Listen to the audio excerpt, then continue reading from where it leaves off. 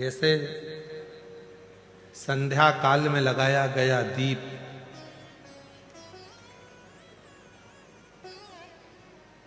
मानदेह नामक असुर का संहार कर देता है, प्रतिदिन एक नियम बनाकर रखना चाहिए कि रोज शाम के समय पर अपने घर में प्रदोष काल के समय पर एक दीप जरूर लगाना चाहिए। और यदि बेलपत्र का वृक्ष है तो उस बेलपत्र के वृक्ष के सामने भी एक दीप अवश्य लगाना चाहिए।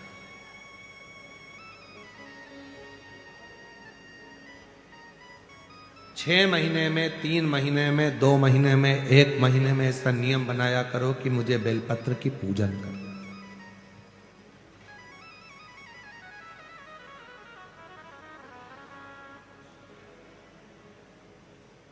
स्वयं माता लक्ष्मी जी ने भगवान नारायण को पाने के लिए बेलपत्र का पूजन किया। जब इंद्र की पूरी सत्ता चली गई थी, सारा की सारा धन इंद्र का चले गया था, असुरों ने उस इंद्र के सिंहासन पर अपना कब्जा जमा लिया था, तब इंद्राणी ने, स्वयं सची मां इंद्राणी ने शिव जी की साधना करी, बेलपत्र के वृक्ष के, बेलपत्र की पूजन करें।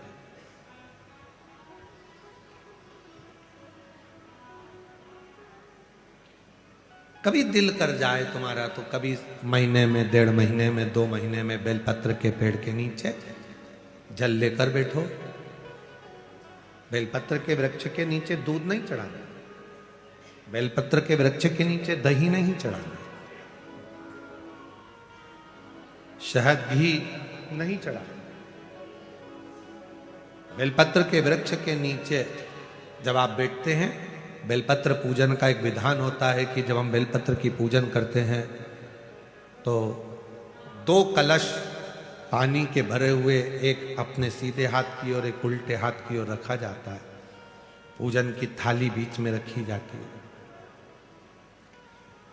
2 बत्ती का, लंबी बत्ती का, 2 बत्ती लंबी घी की जलाई जाती है। लंबी बत्ती बेलपत्र के वृक्ष के नीचे 2 बत्ती लंबी जोड़ा बनाकर उसको जलाया जाता है।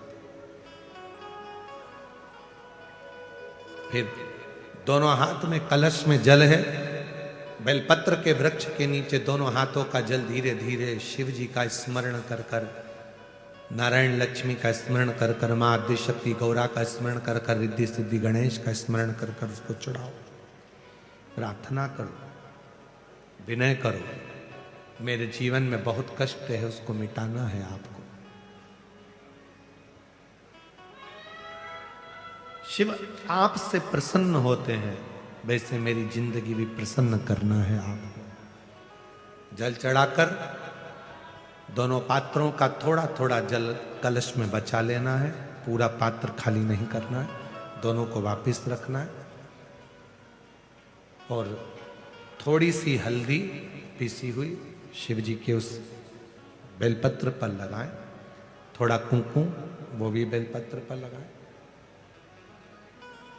7 दाने अक्षत के, केवल 7 दाने अक्षत के बेलपत्र को छुआकर अपनी थाली में रख लें।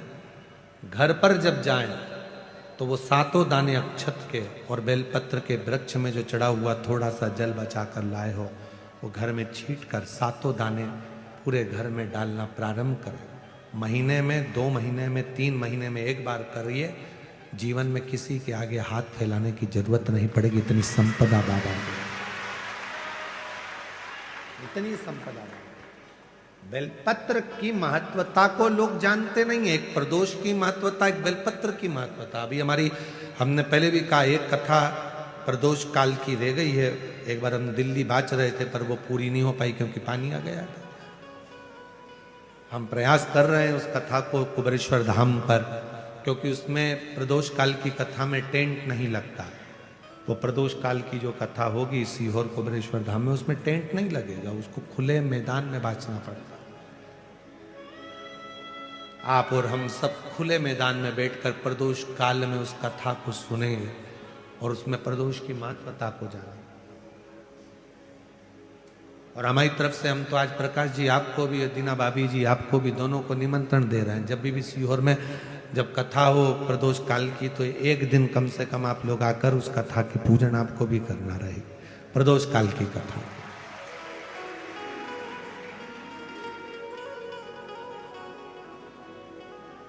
अभी तो नहीं है, पर जब भी तारीख निश्चित होगी साल 2 साल में, जब बाबा कृपा करेगा तब उसको रखेंगे। पंडाल में भले तुम्हारे लिए हम सोने के लिए पंडाल लगा देंगे, पर कथा सुनने के लिए तो आपको मैदान में ही बैठना पड़ेगा, खुले आसमान।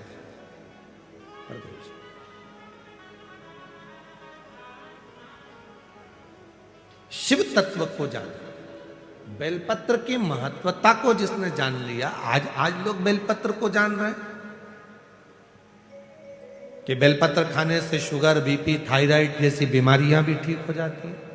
उस बेलपत्र की महत्वता को जाने। और फिर निवेदन है, आपके शरीर में कष्ट है तो बेलपत्र का सेवन करो। रोज रोज बेलपत्र वैसे ही नहीं खाना। कई बार बेलपत्र खाने से मुंह में छार छारपन आ जाता है, कई बार मुख का स्वाद भी कम हो जाता है बेलपत्र खाने से। तो निवेदन है, रोज रोज ना खाइए, जब जरूरत है। और जरूरी नहीं कि आप 3 पत्ती यहां से जो बेलपत्र दी जाती है 7 दिन तक जो रोज एक बेलपत्र दी जाती है, वो तो खाने के लिए दी जाती है। पर समापन के दिन की बेलपत्र तो खाने की नहीं रहती, उसको तो ले जाकर लोग लाल कपड़े में बांध अपने घर में रख देते हैं तिजोरी में। आखिरी दिन की बेलपत्र तो वैसे भी तिजोरी का भंडार के लिए होती है। तो जो बेलपत्र होती है, जरूरी नहीं कि तुम पूरी बेलपत्र खाओगे तो दवाई असर करेगी। बेलपत्र का अग्रण्य भाग का थोड़ा सा पत्र भी यदि हम पा लेते हैं, उसको ग्रहण करते हैं, तो वो भी उतना असर करता है। और रोज खाने की जरूरत नहीं है। रोज अगर शिव मंदिर जा रहे हो, शिवालय जा रहे हो, शंकर जी के मंदिर जा रहे हो, देवालय जा रहे हो, तो बेलपत्र लाओ, वहां से मना नहीं है। उसको इकट्ठा करो, एकाग्रित कर कर सुखा लो। सुखाकर रोज शिव जी की चढ़ी हुई बेलपत्र को सुखाकर फिर उसका चूरा बना लो। जब तुम्हें लगे कि शुगर गड़बड़ हो रही है, बीपी गड़बड़ हो रहा है, थायराइड गड़बड़ हो रहा है, तो एक चुटकी उसमें से लेके निगल लो, पानी पी लो। बाबा की कृपा से आधा घंटा 1 घंटे में वो sugar, BP, thyroid sub level में आना प्रारंभ हो। उस बेलपत्र की महत्वता को जिसने जाना, कभी कुबेरेश्वर धाम जाओ तो कुबेरेश्वर बाबा के धाम पर जो 200-300 साल पुराना, जो 300 साल के ऊपर पुराना बट वृक्ष है, जहां बाबा बैठे हैं, बटकेश्वर महादेव, उसका दर्शन करो। उस पेड़ की छांव में बैठकर बाबा का मंत्र जाप करो। अभी अभी हमने थोड़ा सा उसको बंद कर दिया था, क्योंकि वहां बाबा के जोड़ा घूम रहा था तो वो शरीर पर चढ़ जाता था, इसलिए अब स्थान पर वहां जाना थोड़ा बंद कर दिया था, पर पुनः वापिस उसको खोल दिया। बेलपत्र की वाटिका है छोटी सी, उस बेलपत्र की वाटिका के पास में बैठकर भगवान शिव का नाम उच्चारण करो, नाम स्मरण। शिव भक्ति करो जहां तक हो सके, शंकर की अविरल भक्ति को धारण करो।